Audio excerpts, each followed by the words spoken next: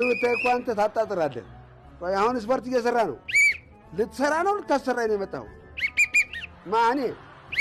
እኔ ታውን በኋላ ዩኒቨርሲቲ ዲግሪ የተሸከመ ሰው ታልሆነ በስተቀር እንደገና በመሐላ እንደሚችል ካላረጋገጠልኝ ስፖርት የሚባል ነገር በጭራሽ አልሰራም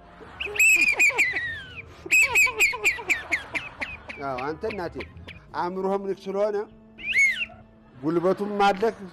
ስፖርት ብትሰራ ሰርተህ ትበላበታለህ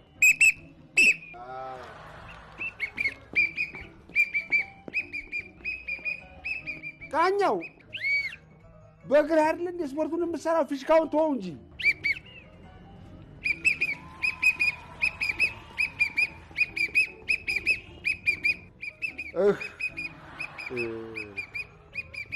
አንተ ስም የሌለው በሽታ